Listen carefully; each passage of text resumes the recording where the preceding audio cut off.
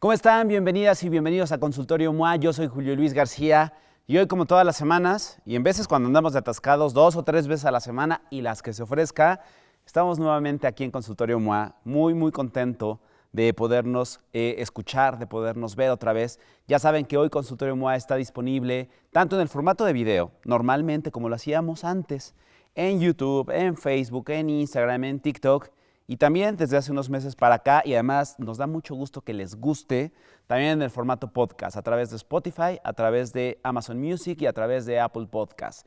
Entonces, en la plataforma, en el formato que mejor les acomode, que mejor les guste, o si quieren repetir de uno a otro, nosotros felices. Ahí está Consultorio MOA siempre para resolver lo que sea que necesiten y resolverlo juntos. Es muy común escuchar que la diabetes es uno de los problemas de salud en México más graves, más complicados y más prevalentes. La obesidad también. Y cuando sabemos y cuando nos enteramos y cuando ponemos atención en que diabetes y obesidad tienen una relación directa, absoluta, pues vale la pena entrar a hablar al tema, entrar a hablar de esto, entenderlo mejor, saber qué es lo que podemos hacer, saber si estamos en una situación o condición de riesgo.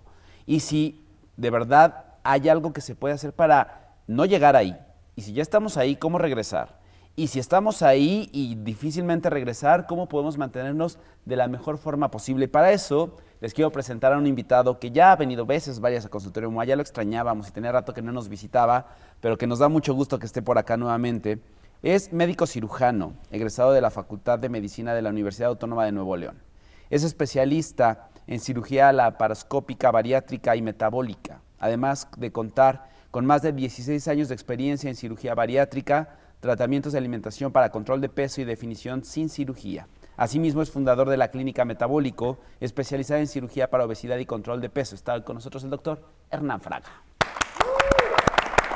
Además, un gran amigo mío. Así Querido es, mi Hernán, ¿cómo Julio. estás? Bien, contento de estar aquí, feliz de verte de nuevo. A mí también me da mucho gusto verte de nuevo. Ya tenía ratito que no te veíamos por acá, pero siempre con mucho gusto de recibirte. Además, tocando un tema, Hernán, que es un tema serio, ¿no? O sea, de pronto ya lo hemos hablado muchas veces hasta el cansancio, pero las estadísticas parecen no cambiar. Parece que de repente estamos en una inercia que no tiene retorno, ¿no? Y que ya nos tenemos que acostumbrar a ser uno de los países más gordos del mundo y además uno de los países más diabéticos del mundo. Exactamente.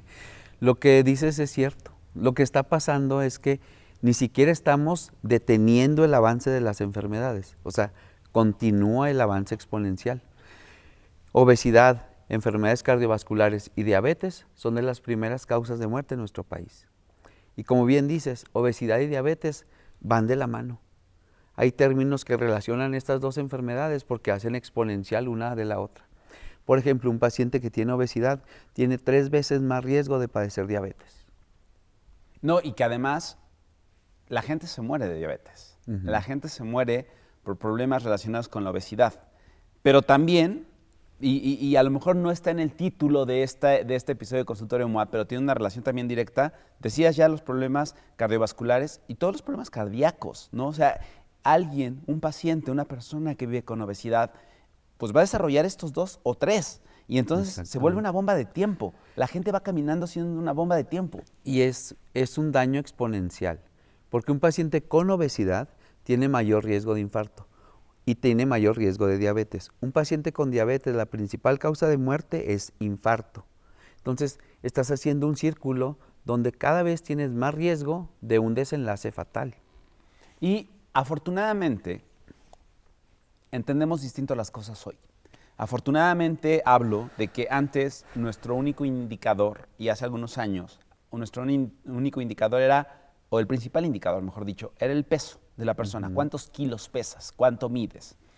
Y de hace unos años para acá, y creo que si lo medimos en la historia de la medicina, tiene muy poco tiempo que estamos entendiendo pues, que el peso un poco no importa tanto. O sea, importa una cosa y un concepto que es la composición corporal. Cuéntanos qué es eso. Aprendiste mucho, mi Me has Julio. enseñado muy bien, eres un gran profesor. Oye, es que es sumamente importante. Te voy a poner 2 ejemplos de por qué el índice de masa corporal no es lo ideal, que es como se medía antes, inclusive ahora sigue siendo un parámetro. El índice de masa corporal toma en cuenta peso y estatura. Pero, por ejemplo, una persona, un luchador de la UFC, va a tener un índice de masa corporal que dice que tiene obesidad y tiene 6% de grasa. Es una persona saludable. En cambio, una mujer que ha hecho dieta tras dieta, tras dieta, tras dieta y que perdió 10 kilos de músculo y que trae unos kilos de grasa, va a tener un índice de masa corporal normal, pero ya tiene un problema de exceso de peso, un porcentaje de grasa alto. Entonces, cuando hablamos de la composición corporal, lo que buscamos es que el paciente entienda que la relación entre peso, grasa y músculo son fundamentales. Cuando un paciente tiene mucho peso, tiene poco músculo y mucha grasa, si unimos esos puntos genera una flecha a la izquierda. Y esa es una sentencia que ese paciente va a volver a subir de peso siempre. Pero lo que debemos enfocarnos no es en que pese 50 kilos, 60 kilos. Lo que debemos hacer es enfocarnos en que esa flecha se invierta al lado derecho. ¿Qué implica eso? Que ahora tengas más músculo y menos grasa. Y esa es una persona saludable que tiene un metabolismo más alto, que sin duda se ve mejor, que su piel está más tensa y que va a tener que comer muchísimo más que lo que comía antes para verse de mejor manera. Y ese es otro de los grandes mitos que tenemos alrededor de la salud, el sobrepeso, la obesidad y por supuesto todos los problemas que están relacionados con comer mucho y comer poco. Es relativo, es absolutamente relativo. Porque, y en este ejercicio que me encanta cómo lo explica siempre, dos personas que pesan lo mismo, que miden lo mismo, pero que tienen una composición completamente diferente. Una puede comer o uno puede comer muy poquito, muy poquitas calorías y muy poquita cantidad y seguir engordando. Exacto. ¿De qué depende? Mira, el metabolismo depende de hormonas, de varios factores, de si eres hombre, si eres mujer. Pero hay un estudio bien interesante que te dice que las mujeres de 14 a 64 años tienen exactamente el mismo metabolismo. Es decir, la edad no cambia tu metabolismo. Lo que cambia el metabolismo es la cantidad de músculo que tienes. Entonces, debemos enfocarnos en la masa muscular. Cuando un paciente tiene 60 kilos y poco músculo, ese paciente requiere comer muy poquito para permanecer delgado. Pero si tienes una mujer de 60 kilos con mucho músculo, requiere comer mucho más para verse saludable. Te voy a poner un ejemplo un poquito ridículo. Imagínate que la mujer de 60 kilos con poco músculo es un coche de 4 cilindros, es un coche pequeño, por lo tanto tiene un motor pequeño. Eso implica que tiene poca potencia y eso hace que gaste poquita gasolina o queme poquitas calorías.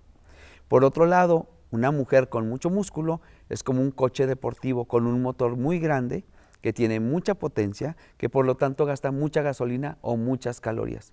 Entonces, la realidad es que nuestra edad no es un factor para que tengamos un incremento de peso o para que tengas un peso bajo, sino lo más importante es lo que dices tú, la composición corporal. Y el músculo es fundamental en esa ecuación.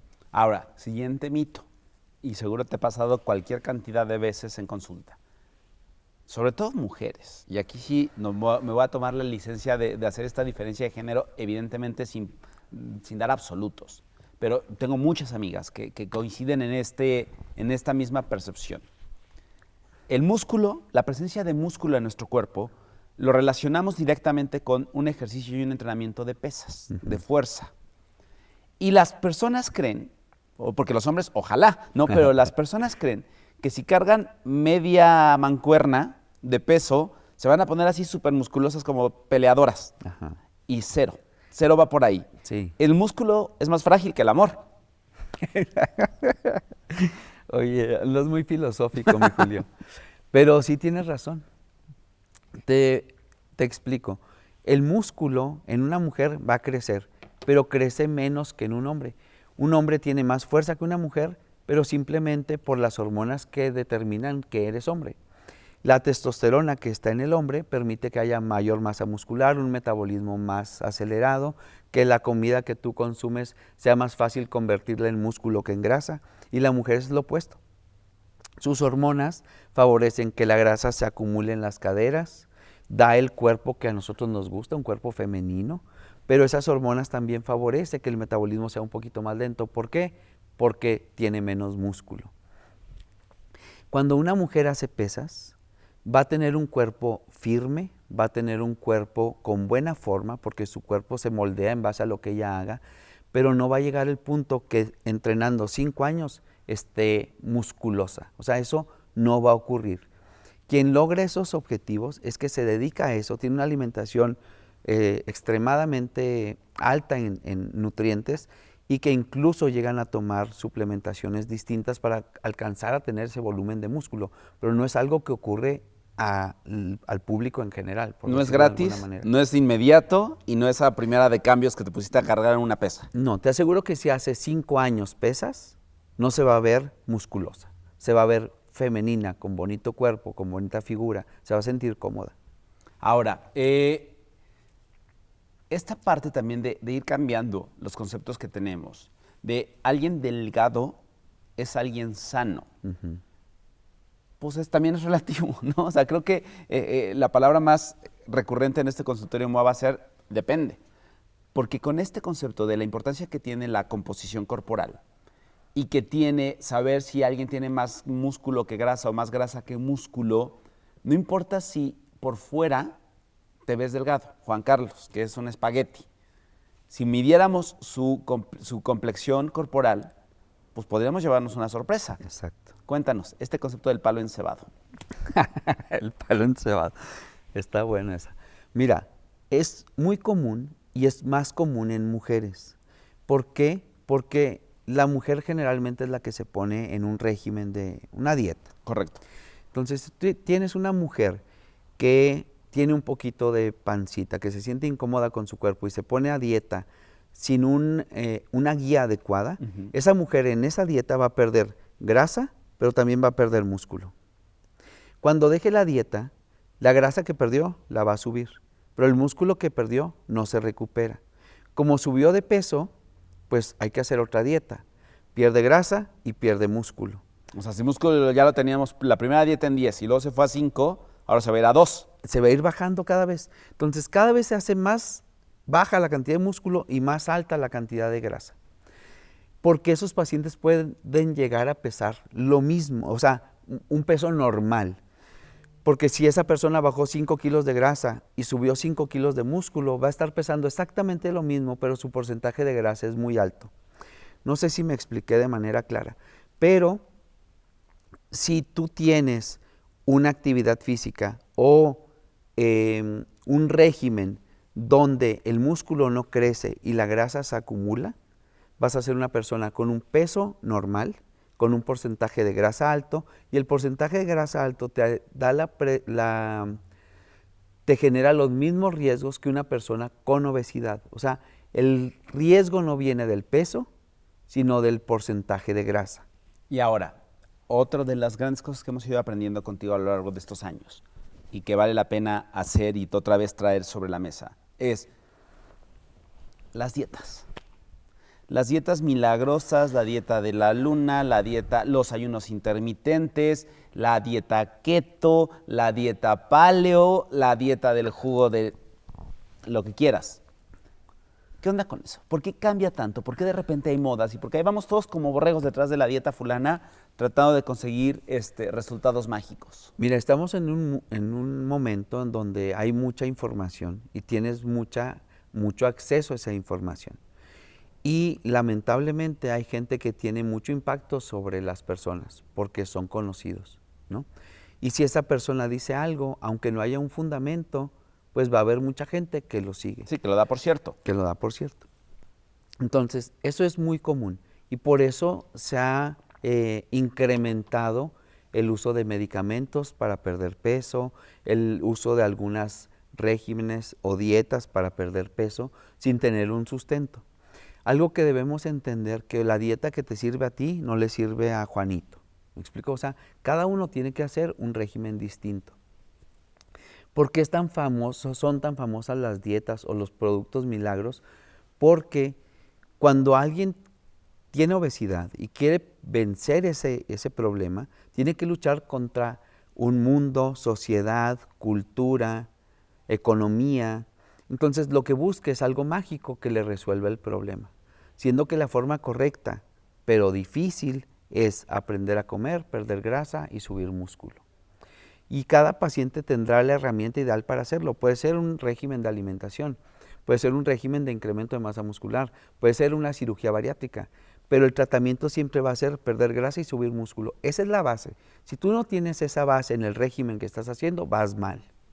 Y estas dietas que son, son bastante improvisadas, sobre todo si el abordaje que tienes, la forma en la que las empiezas, es porque te la recomendó tu amiga, tu amigo, tu esposa, tu mamá, quien sea, no un especialista en la salud.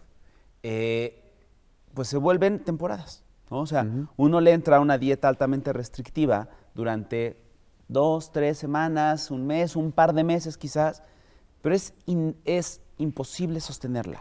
Es que mira, Julio, ahí pasa algo bien interesante. Muchas veces cuando el paciente quiere perder peso, y te voy a poner un ejemplo que es muy cercano a mí, que es mi hermana.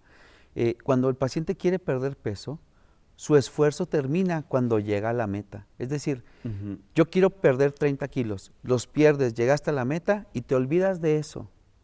O quiero perder 50 o quiero pesar 50 kilos. Si tu meta es esa, la vas a cumplir y vas a regresar a lo de siempre. Pero si en cambio tu meta es cambiar, fijarte en tu proceso, cambiar la composición corporal, tener más músculo y perder grasa, vas a generar un impacto que realmente sea duradero. Entonces, yo creo que tiene que ver mucho el enfoque, y algo que es muy común en la consulta es que el paciente te dice, oye, bueno, me voy a operar, voy a perder 60 kilos, 30 kilos, 40 kilos, lo que sea, pero en cuanto me opere voy a poder comer como antes. Y la respuesta es no. ¿Por qué? Porque como tú comías antes, te trajo una consulta para buscar perder peso. Entonces, la forma en que tú te alimentas, aunque es la común en mucha gente, no es la ideal. Y lo que tenemos que hacer es que el paciente aprenda a comer. Y la mejor manera de hacerlo, Julio, es con una alimentación que sea progresiva. Es una alimentación donde vas a basarte en comer proteína, grasa y carbohidrato. Y esos 3 elementos los vas a ir acomodando en 5 comidas y dependiendo de lo que el paciente necesita. Te pongo otro ejemplo. En la mañana vas a empezar con una fruta, que es un carbohidrato, y una proteína. A media mañana, después de entrenar, va a ser proteína con un almidón para que el músculo tenga un beneficio. En la comida vas a tener proteína, grasa y carbohidrato. En la media tarde probablemente proteína con grasa para que dé saciedad, y finalmente proteína y verduras, o no sé. Y conforme avance tu masa muscular, vamos a ir agregando más comida. ¿Me explico? Y esa más comida, más ejercicio, va a ser más músculo. Y ese músculo va a ser un metabolismo más alto. Y ese metabolismo más alto va a hacer que la grasa se pierda. Entonces, cuando haces un régimen de esta manera, no estás apostándole a la restricción, que es a lo que estamos acostumbrados siempre. Correcto. Tú estás acostumbrado a decir, oye, quita todas las calorías, quita todos los carbohidratos y vas a perder peso. Pero ya perdiste el peso, ¿y ahora qué hago? No sabes qué hacer. Entonces vuelves a comer como antes y subes de peso. Pero en cambio en un régimen... decimos, es que la dieta no sirve porque reboté. ¿No? Si comes como antes, pesas lo de antes. Te ves como antes, exacto. Es algo que siempre les decimos al paciente. Pero si haces un régimen donde el enfoque es que el músculo crezca, van a pasar 2 cosas. Nunca te vas a ver flaco porque perdiste mucho peso, sino vas a ir cambiando tu cuerpo con buena masa muscular, con una piel más tensa, pero lo más importante, el segundo factor, es que vas a poder aprender a comer. Y en el momento en que tú llegues al punto en el que quieres llegar, ya sabes qué comer para mantenerte así. No es que llegues a estar flaco y ahora qué hago para mantenerme de esa manera, ¿no? Y ahora, doctor, antes teníamos en el imaginario colectivo, y empezamos a meter la segunda parte del tema de este consultorio, porque además el 14 de noviembre es el Día Internacional de la Diabetes. Teníamos en el imaginario la idea de que la gente gordita era la que puede ser diabética. Y ahorita nos vas a decir qué es la diabetes. Pero cada vez vemos más casos de gente delgada con diabetes. Entonces, ahí tendremos que romper el mito para que, si decíamos, bueno, no me veo gordito, no estoy gordito, pues ya la libré, ¿no? O sea, no tengo de qué preocuparme. Y no es cierto. Mira, la diabetes es una enfermedad crónica, eso es clave, es crónica, donde el paciente tiene dificultad para usar la glucosa como fuente de energía porque hay un problema con la insulina. Y la diabetes se clasifica en 4 grupos. Tipo 1, ahorita les voy a hablar sobre esto de los flaquitos y los gorditos, que se presenta generalmente en jóvenes, adultos jóvenes, ¿sí? Y en niños. Y se caracteriza porque no hay insulina. Y ese grupo de pacientes generalmente abre con algo que se llama cetoacidosis diabética, que es una forma grave de una enfermedad donde, como no hay insulina, el cuerpo no puede usar la glucosa como fuente de energía. Entonces, como falta energía, el hígado lo que hace es que agarra la grasa, la convierte en energía y en ese proceso se secretan ácidos que cambia el pH del cuerpo, que genera riesgos hasta la muerte. Diabetes tipo 2. El 90% de los pacientes diabéticos son tipo 2. Generalmente era el del adulto gordito, donde las células que producen insulina se van perdiendo poco a poco. Tercer grupo, diabetes de otro origen. ¿Por qué? Por enfermedades. Una mutación genética que se llama diabetes monogénica, ocurre en 1 o 2% de los pacientes. Diabetes originada por una enfermedad del páncreas. El páncreas, cuando se inflama, se llama pancreatitis. Puede morir una parte del páncreas, que es el que secreta la insulina. Si no hay páncreas, no hay insulina, hay diabetes. Medicamentos, pacientes con VIH, pacientes con uso de esteroides crónico. Y el cuarto grupo, diabetes gestacional, que se presenta en mujeres embarazadas, segundo o tercer trimestre, que antes no tenían diabetes. Entonces, esa es la clasificación que tenemos en el 2023. Pero en esta actualización de la Asociación Americana de Diabetes, te dicen, ya no podemos decir que la diabetes en niños es tipo 1 y que la diabetes en adultos es tipo 2. Ya hay una mezcla y antes nada más decíamos, es tipo 1 y 2, pero hay diabetes autoinmune, hay diabetes de aparición lenta, hay muchos tipos de diabetes que ya no nos permite clasificarlos jóvenes o niños a diabetes tipo 1 o en adultos tipo 2. Y este mismo concepto es el que se aplica para el peso. Por ejemplo, hay algunos consejos para poder más o menos identificar si el paciente es tipo 1 o tipo 2. Un paciente con diabetes tipo 1 es un paciente delgado que no tiene antecedentes importantes, que puede abrir con cetoacidosis, que puede abrir con niveles de glucosa arriba de 360 miligramos por decilitro y que es un paciente joven, ¿okay? Pero cuando tienes un paciente con diabetes estando delgado, siempre debe haber un factor autoinmune o una enfermedad como las que mencionamos que pudiera ser la causa de la diabetes. Oye, una idea que creo que también suele ser muy recurrente y que creo que vale la pena entrarle es, ¿un susto desencadena la diabetes? No, no. Es como decía un amigo, me dijo, es que me viene persiguiendo un perro. Y me decía, oye, ¿y la sangre apesta? Le digo, no, no es sangre. O sea, el susto puede hacer otras cosas, pero jamás va a generar diabetes. La diabetes ocurre por una disfunción de la insulina. Puede ser por un defecto en la propia insulina, porque no haya producción de la insulina, o porque el cuerpo, aunque haya insulina, no la deja funcionar de manera correcta. Y ahora, ¿cuál es la relación entonces entre la obesidad y la diabetes? Sí, lamentablemente, uno de los parámetros para clasificar la obesidad es el índice de masa corporal, que eso va a cambiar en algún punto, pero el proceso es lento. Claro. Entonces, un paciente que tiene obesidad tiene 3 veces más riesgo de padecer diabetes. Un paciente que tiene un familiar cercano como hermano, papá, mamá con diabetes, tiene más riesgo de padecer diabetes. Pero si aparte tienes obesidad, antecedentes familiares de diabetes, eso es una sentencia a ser diabético. Cuando alguien tiene este porcentaje de grasa elevado, ¿qué pasa en el cuerpo? ¿Por qué se desencadena, independientemente del factor genético o familiar? ¿Qué pasa? O sea, ¿por qué tiene una relación tan directa? Está súper interesante esa pregunta, porque la explicación es buena. Te la voy a mostrar. La insulina es como una llave, y esa llave se encarga de abrir las células, la cerradura de las células, para que la glucosa o azúcar que esté en la sangre entre a esas células y se use como fuente de energía. El exceso de grasa tapa esa cerradura.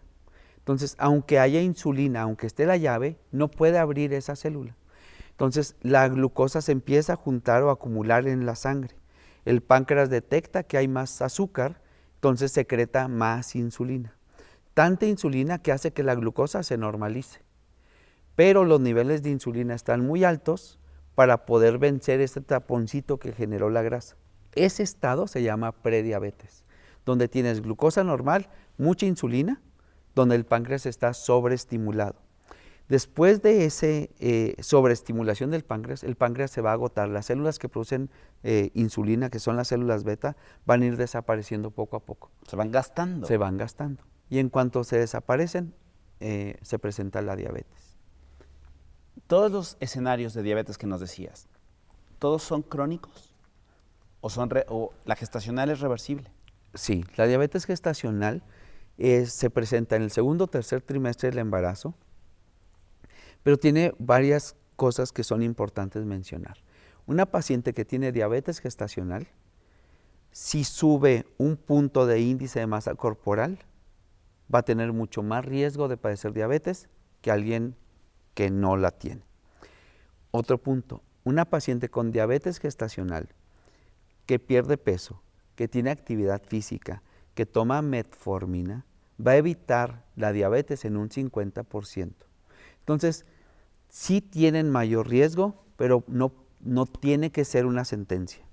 Ahora, todas las demás, la que no es gestacional, son crónicas.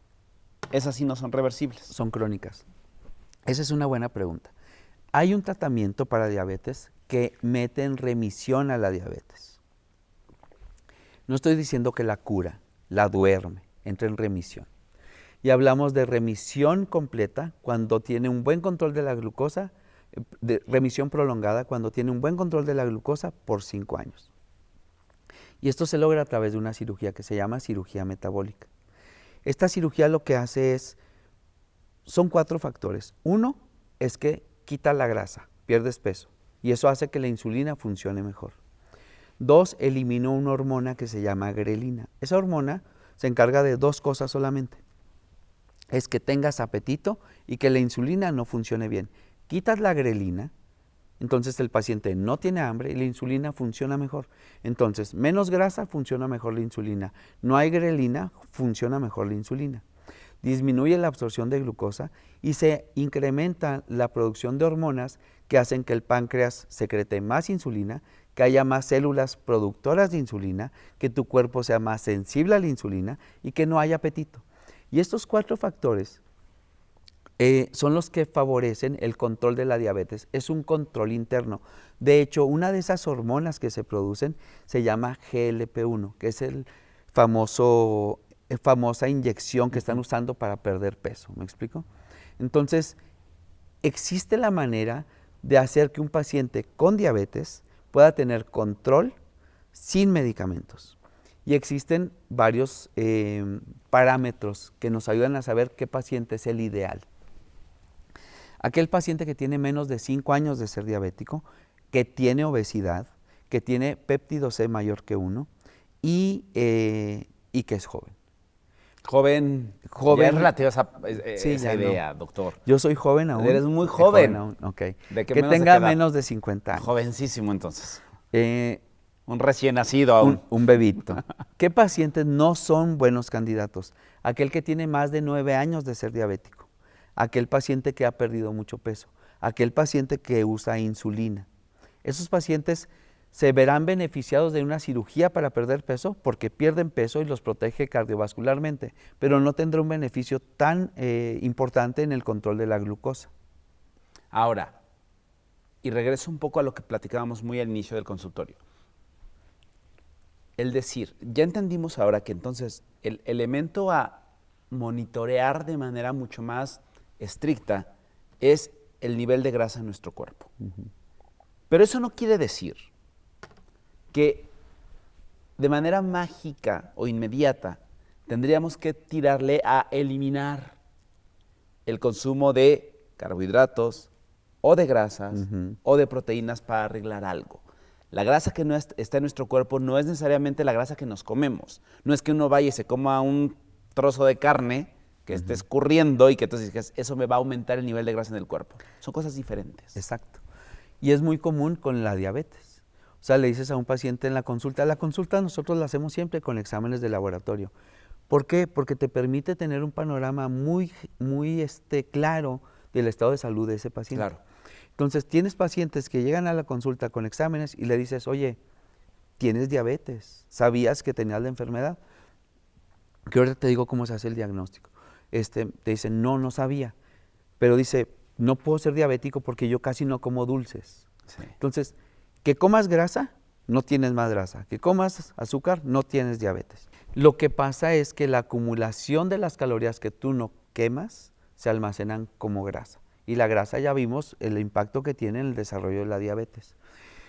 Es importante saber a quién debemos hacerle exámenes para buscar si tiene diabetes o no. Antes se pedía que se hicieran exámenes arriba de 40 y tantos años, cada 3 años.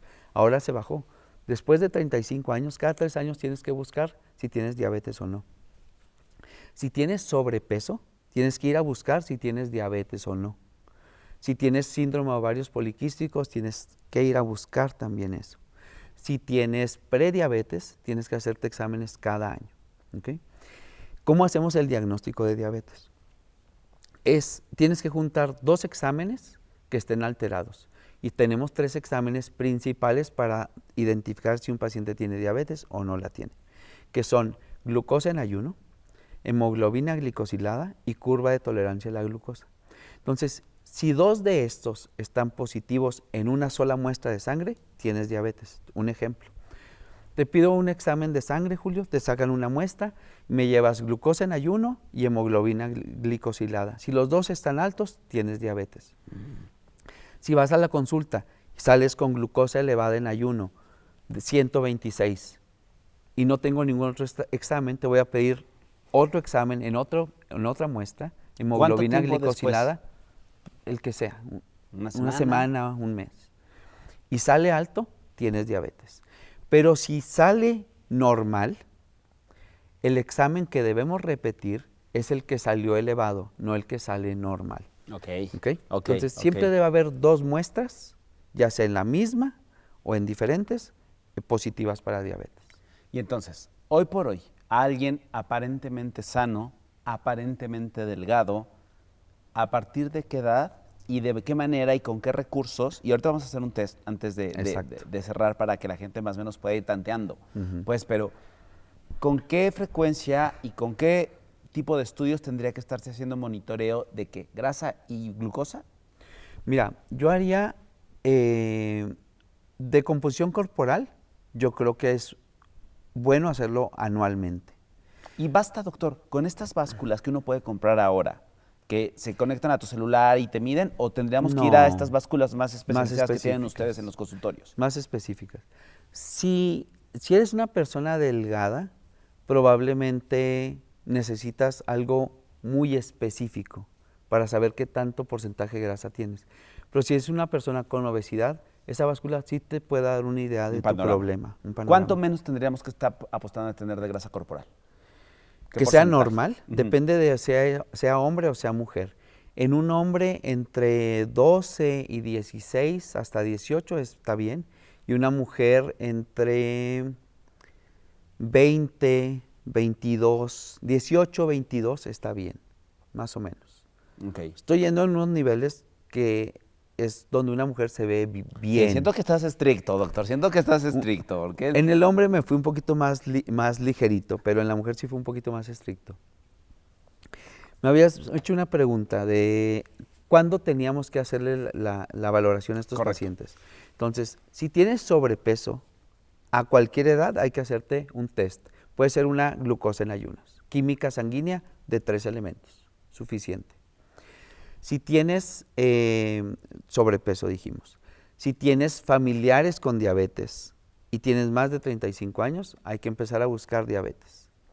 Si tienes más de 35 años, cada 3 años hay que estar buscando diabetes. Si eres una mujer joven y tienes síndrome de ovarios poliquísticos, hay que buscar diabetes. Si tuviste diabetes gestacional, hay que estar buscando diabetes posteriormente. Esos son los parámetros que debemos tener presentes. A ver, y ahora es momento, señoras y señores, saquen papel y pluma. Vamos a hacer esto. Porque el doctor nos va a dar un test para que ustedes lo puedan ir contestando y se puedan dar una idea de, pues, qué tanta atención hay que prestarle y qué tienen que hacer. Entonces, a ver, doctor. Muy bien, preparen hoja y A ver, lápiz. yo en el celular lo voy a Tú hacer. en el celular. Échale. Son 7 preguntas nada más. Échale. ¿Ok? Primera, ¿qué edad tienes? Si tienes si tienes menos de 40 años, son 0 puntos. Si tienes de 40 a 49 años, es 1 punto. De 50 a 59 años, 2 puntos. Y arriba de 60, 3 puntos. Esa es la primera pregunta. La segunda, si eres hombre, 1 punto. Tenemos mayor riesgo. Si eres mujer, 0 puntos. Tercer pregunta, si eres mujer y tuviste diabetes gestacional, 1 punto. Si no tuviste diabetes gestacional, 0 puntos. Si tienes un familiar con diabetes, ya sea papá, mamá o hermanos, 1 punto. Abuelos no. Abuelos no, porque Ok. no es directo. Ok. Si no los tienes, 0 puntos. Si tienes hipertensión, 1 punto. Si no hay hipertensión, 0 puntos. Si eres activo, si haces ejercicio, 0 puntos. Si no lo haces, 1 punto. Pero especifica qué tanto es hacer ejercicio. Ejercicio O sea, salir a es... caminar al Oxxo en la oficina no es ejercicio. No, consideras ejercicio cuando haces más de 150 minutos por semana de actividad física. Esa es una persona activa. Más de 150. Ujú. Ay, muy bien, sí. Sí la Duplico, haces. Lo duplico. Ok. Muy bien. Y la última es, si tienes sobrepeso o 1 punto, ¿Cómo sabemos cuándo es sobrepeso, doctor? es que va a estar un poquito complicado, pero ahí va la fórmula. Peso en kilos sobre talla en metros al cuadrado, y eso te da un coeficiente. Arriba de 25 a 29 es sobrepeso. A ver, yo peso Ese 73. es 1 punto. Ok. A ver, vamos a poner mi ejemplo, nada Vamos más. a poner el Aquí ejemplo tengo de la Julio. calculadora porque soy pésimo haciendo matemáticas. ¿Cuánto mides? 1,75. 1,75 por 1,75. 1,75. O sea, pongo 1,75 Ajá. por 1,75 es 3,0625. Bueno, 75, ¿qué es lo que pesas? Entre No, esto. 73, espérate, 73. doctor, espérate. 73 entre esto. 73 entre 3,06, 23. 23. Estás normal. Ah, yo pensé que estaba en... Entonces, ahí es 0 puntos. Ok. Si tienes sobrepeso, que es entre 25 y 29, es 1 punto. Si tienes obesidad entre 30 y 35, es 2 puntos. Y arriba de 35, 3 puntos. Ok. ¿Ok? Bueno, si suman más de 5 puntos, tienen un riesgo alto de padecer diabetes. Y aquí el paso que sigue es hacerte una química sanguínea y acudir con tu médico. ¿Ok? ¿Menos de 5? Menos de 5 es un riesgo bajo. Si tuve 2. No tienes Nada más bronca. por hombre y por edad. Y por edad. No Chingadera. tienes bronca. Muy bien. Oye, qué padre test. Hay que subirlo para que lo tengan. Y también esta fórmula de cómo sacar el índice de El masa índice de corporal. masa corporal. Ok. Y ahora, ya vieron ustedes, si tienen más de 5 puntos, están en un riesgo latente de vivir con diabetes. Para toda la gente que sí vive con diabetes, doctor, ¿qué tienen que hacer? Mira, el primer paso es nutrición y actividad física. Esa es la clave. Eso va a permitir que la actividad física te hace más sensible a la insulina, disminuye el peso, y la nutrición te va a permitir tener un buen control de la diabetes. El día de ayer vi una paciente que tomaba muchos medicamentos para diabetes, pero come como un paciente no diabético. Tenía niveles de glucosa arriba de 300. O sea, va a tener muy mal control. ¿Cuál es el problema de ese mal control? Que las consecuencias son devastadoras. Ceguera, amputaciones, infarto, impotencia, insuficiencia renal, embolia. Entonces, si eres una persona con diabetes, lo primero que tienes que hacer, sí tener tu visita médica y guiado de un equipo multidisciplinario, tener actividad física, una buena alimentación y tu medicación. Si tienes diabetes, si tienes buen control, tu calidad de vida va a ser muy buena. Pero si no lo haces de la manera correcta, va a ser una pesadilla, o sea, realmente una pesadilla. No nada más para ti, Julio, Es que eso algo me que parece yo hablo superimportante. con los pacientes. Le digo, me dice la señora, es que a mí no me importa, doctor. Dije, señora, no le importa a usted, pero si usted tiene insuficiencia renal, le van a tener que hacer diálisis su esposo y sus hijos cada 3 horas, todos los días, el resto de su vida. Y estás afectando a gente que tú amas por un descuido, ¿no? Definitivamente. Y entendiendo la calidad, el concepto de calidad de vida, que creo que hoy más que nunca lo tenemos presente. Y si hay algo que es más común en estas nuevas generaciones, pienso, y que me parece positivo, es estar buscando una calidad de vida, ¿no? Estar buscando vivir de la mejor forma. Creo que ya, afortunadamente, cada vez vemos menos estos casos. Creo que se da en personas mayores, pues, pero vemos menos casos de personas conscientemente diabéticas o con diabetes y que comen y beben y refrescos y cualquier cantidad de cosas de manera muy pensando de, pues bueno, ya estoy así, pues por lo menos voy a disfrutar lo que me quede de vida. Ahora estamos buscando calidad de vida. La diabetes no controlada va a reducir de manera drástica la calidad de vida a la que una persona puede aspirar. Una diabetes controlada puede cambiar el panorama. Ya decías este escenario de una diabetes no controlada. ¿Qué puede pasar con un paciente que sí se controla? Va a vivir una vida normal.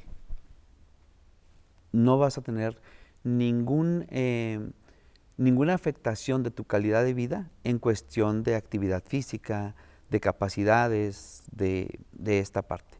Tendrás probablemente una calidad de vida disminuida en base a que si antes te gustaba comer muy bien muchas cosas, que ahora probablemente no las comas. Pero es el costo, es el precio de tener una vida saludable. El problema de la diabetes, de la hipertensión, de la obesidad, es que son enfermedades crónicas. Y que si tú tienes esta enfermedad crónica a temprana edad, vas a tener más años con esta enfermedad, por lo tanto tendrás mayor consecuencia o más daño producido por esta enfermedad. Entonces, es bien importante tratar de prevenir, revertir cuando es posible, por ejemplo, con una cirugía bariátrica en un paciente prediabético, y también retardar la aparición de una diabetes en un paciente prediabético con medicamento, con alimentación, con ejercicio. Pero finalmente, respondiendo a tu pregunta, si ya sin tanto rodeo, ese paciente lo único que va a tener diferente es una alimentación, pero va a tener la misma calidad de vida que tú y que yo, o que un paciente en peso ideal, ¿no?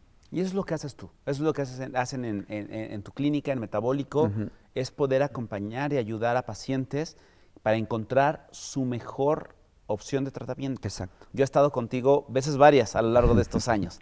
Y yo le digo, doctor, opérame y ponme la manga. Y no has querido, porque no es lo que me sirve a mí. ¿Qué es lo que hacen en Metabólico, doctor? Mira, es una clínica de manejo integral del peso, donde no nos enfocamos en operar pacientes. Nos enfocamos en analizar cada uno de nuestros pacientes con exámenes de laboratorio y tenemos varias opciones de tratamiento, ya sea mejora de imagen, ya sea perder peso, definición muscular, incremento de masa muscular o tratamiento de obesidad mórbida con cirugías como bypass gástrico, mini gastric bypass o manga gástrica. ¿Qué ventaja creo que ofrecemos nosotros? Si tú vas a un lugar donde solamente hacen cirugía, vas a salir con cirugía. Nosotros tenemos la capacidad de darte el tratamiento que creemos en base a nuestra experiencia, que son 16 años, que te va a funcionar mejor, que te dará más beneficios con menor costo. ¿Y dónde te encuentran? ¿Estás en Monterrey y en Ciudad de México? En Monterrey y Ciudad de México, lo más fácil es a través de redes sociales, @Clínica Metabólico con K, Facebook, Instagram y TikTok. Y hay diferentes caminos, diferentes vías. Exacto. Yo he estado en un proceso de suplementación y de cambio de alimentación y de un concepto distinto de entrenamiento contigo y mis resultados han sido padrísimos, ¿no? Yo en los momentos que he estado contigo me he sentido muy, muy satisfecho de lo que he logrado y bien o mal he podido mantener pues como un peso correcto, me siento bien, o sea, la verdad es que sí es un cambio de hábitos, es un cambio de mentalidad y es un cambio de chip en cómo te mueves y cómo comes para siempre. ¿Sabes qué es algo bien importante? Cuando el paciente va con nosotros, le explicamos cuál es la razón por la cual no pierde peso y qué es lo que él tiene que hacer para mantenerse en peso ideal o espectacular como él quiere estar. Y esa explicación hace que el paciente entienda qué proceso debe seguir, de tal manera que aunque ya no esté yendo con nosotros, sabe cuál es el camino de lo que él está buscando. Y otra cosa es que siempre el paciente que va con nosotros sale con un buen hábito, que es el buen hábito del incremento de masa muscular, las pesas. Pacientes que no hacían pesas entienden el beneficio de la masa muscular, que te da mejor forma, que protege tus huesos, que te va a dar una vejez con dignidad, porque no vas a requerir un bastón, no vas a requerir un andador. Y también nos ayuda a que seas una persona que puede comer con más libertad sin incrementar tu peso. Y ya sea por conciencia, por salud, por vanidad, por lo que quieran, el cuidar de nuestro cuerpo, el cuidar de nuestro peso y el hacer ejercicio de fuerza ha pasado de ser una opción a ser una obligación. Exactamente. Es una obligación con nosotros, es una obligación con el viejito, viejita que algún día vamos a hacer, porque si tenemos más músculo vamos a evitar tener problema de huesos y problema de muchas, muchas cosas. Evita osteoporosis. Cada vez que tú haces un ejercicio, el músculo está fijo al hueso por tendones, ese tendón se tracciona y eso estimula al hueso a que crezca. Vas a tener protección ante una caída, tus huesos, tu cadera, tu columna, y vas a tener movilidad. Lo que te mueve es el músculo. No hay músculo, no te mueves. No hay fuerza, no te trasladas. Entonces es un elemento fundamental en tu calidad de vida. Pues ahí está. Doctor, gracias. Gracias, mi Gracias, Julio. gracias por Gracias a estar con todos. nosotros y gracias porque no siempre puede regresar contigo. Siempre puede tocar la puerta de Siempre está la doctor, puerta. ayúdame. Muchas gracias. Gracias a ti, Julio. El doctor Hernán Fraga en Consultorio MOA. Con esto nos vamos. Que tengan una excelente mañana, tarde o noche y nos vemos y escuchamos en el próximo episodio de Consultorio MOA. Bye.